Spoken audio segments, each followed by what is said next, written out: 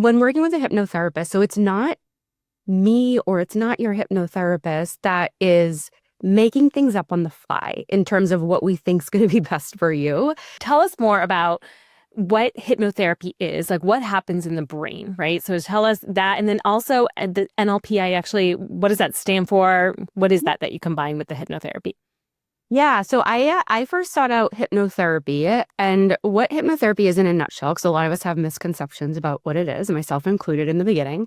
It's not what you see in like stage show hypnosis. So most people, when they think about it, they think, oh, like you're gonna make me bark like a dog and cluck like a chicken. I'm gonna be doing things against my will.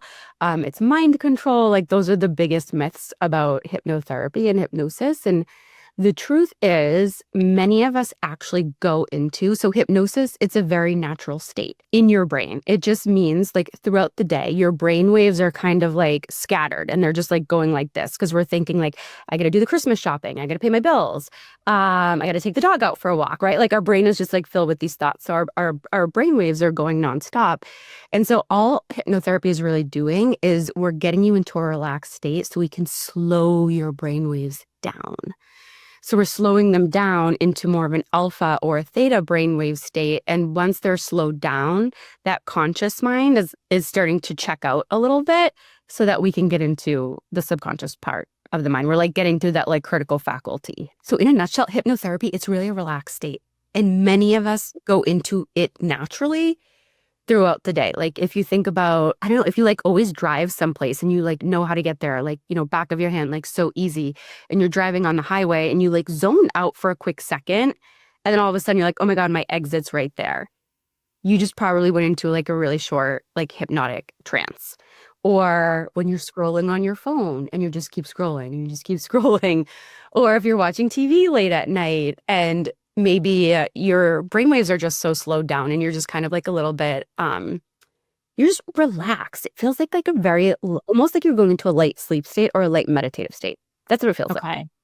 And then how do you get there? Like, do you use sound? Do you use, conscious thoughts? How do you pull yourself into that state? Yeah, great question. So in hypnotherapy, like in actual sessions, we do something called an induction.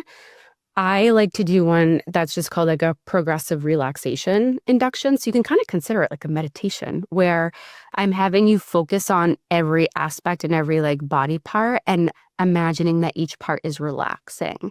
So it's really it sounds like a meditation where I'm just getting those brainwaves to slow down and I'm just getting you really relaxed.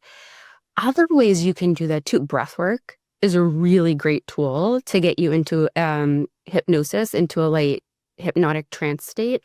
Because what breathwork does, not an activating one, but a non-activating breathwork pattern, it allows you to like drop into the body and like get your body to slow down. And when your body starts to slow down too, then your mind starts to slow down. So breathwork is another great tool. For some people, it can be like yoga. Right? Like if like movement, like you can get into hypnotic states too when you're also in movement. But it's really finding time for stillness and slowing down. Interesting. So this is bringing me back to a camp experience when I was probably 12 years old, around that age. I so specifically remember it was like a meditation that we did. And we were laying on the floor and he brought us through every body part and said, okay, the back of your neck is starting to melt into the floor. And then, we go to the shoulders and it'd be like, it feels like water spreading. And, and it was like, went from the top, I think it was top down or bottom up, maybe bottom up, actually, I think it was. And I remember so specifically, my mom picked me up from camp, 4 weeks later. I was there for like weeks on end. Right. And I telling her, like, I've never experienced anything like this. Like, it was just, even at that age, I could realize, like, wow, how the effect that had on my mental state, even though I didn't call it that at the time. But yes, I've experienced that. And I actually do that practice, not knowing what it actually was, with my kids sometimes when they're just really like hyped up, or if they can't sleep, sometimes I'll have them do that, start with your feet and we just go through kind of different body parts and have them relax. And it's so effective. It's a great way to slow the brainwaves down.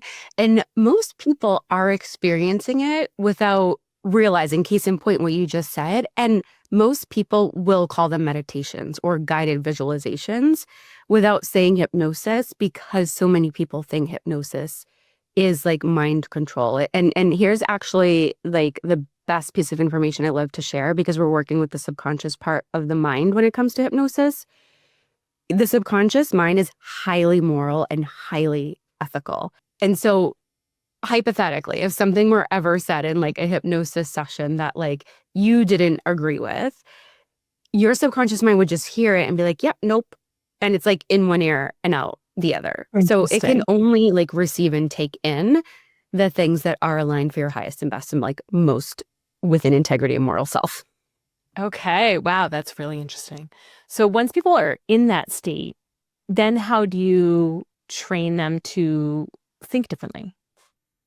Yeah. So typically it's not when working with a hypnotherapist. So it's not me or it's not your hypnotherapist that is making things up on the fly in terms of what we think is going to be best for you.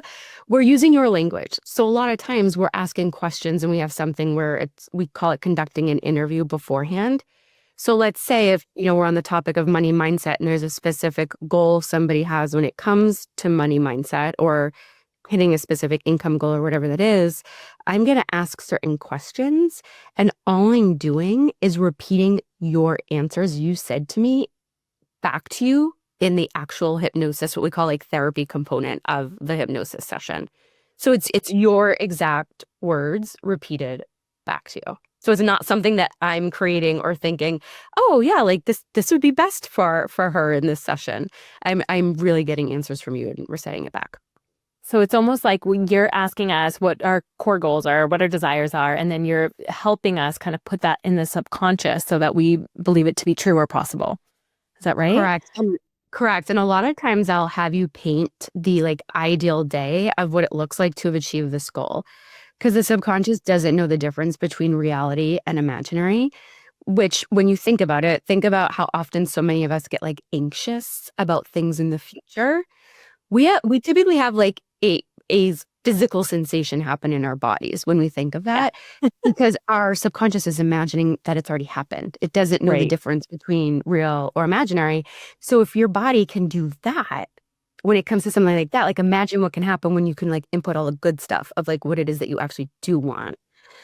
So it's really like creating that ideal image or like that ideal day, like getting super, this is the key. You want to get super specific, not just, oh, I made more money. Because you got to give you the subconscious directions. If you're just like, oh, I make more money, but then you walk outside and you see a penny on the ground, your subconscious is like, more money, check. We achieved that. Okay. We did it. Hey, sorry to interrupt, but if you are a health or wellness professional and you haven't yet checked out The Wellness Vault, you're missing out. The Wellness Vault is a content hub for coaches who create their own plans and programs for their clients, run workshops, create digital guides, and so much more. You can now do all of this in a fraction of the time so you can focus on your clients and grow your business faster than ever with more you time. The link to The Wellness Vault is in the show notes, so go sign up for your free trial today. Thank you for watching this short clip. To watch or listen to this episode in its entirety, view the description below. See you next time.